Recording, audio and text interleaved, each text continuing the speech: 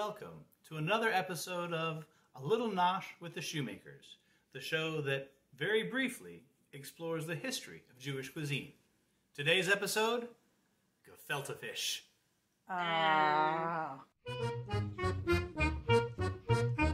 The origins of this delicacy make for an interesting story.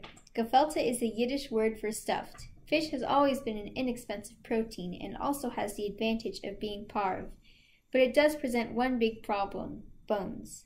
Observant Jews who chose not to perform work on Shabbat were prohibited from borer, or separation and choosing, separating the skin and bones from the meat during their Sabbath dinner. Oy vey, so many bones. One solution was to skin and debone the fish the day before. Combining it with breadcrumbs or other fillers made the meal stretch. Originally, the minced fish was stuffed back into the skin and baked for a nice presentation. Ugh. The minced fish was also rolled into logs or balls and steamed or boiled. Often served cold, no cooking allowed on Shabbat, the dish transitioned from a main course to an appetizer, served with the quintessential carrot or horseradish on top. Starting in the 1930s, with more people working outside the home and less time for food prep, Manischewitz Foods and others began producing gefilte fish in a jar. It could be kept up to a year, or longer, depending on how many folks in the house would actually eat it.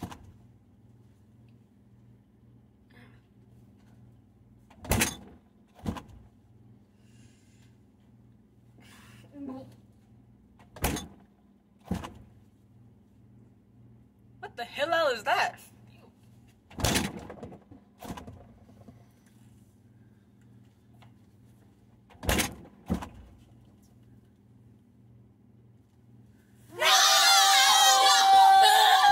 Today, Keiko Foods sells gefilte fish under many different labels and in dozens of varieties, including sweet versus savory, whitefish, carp, and/or pike, liquid and jellied broth with and without carrots, and something called frozen gefilte fish loaf that comes in a 1 1/4 pound tube and is perfect for the larger family. Kids, dinner time! It's gefilte loaf!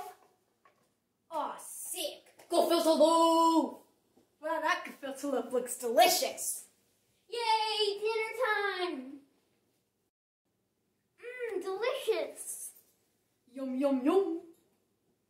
Good, thanks, Ma. Thanks for joining us for A Little Nosh with the Shoemakers. Please join us for future episodes when we'll explore even more elements of classic Jewish cuisine. Good night, and good nosh.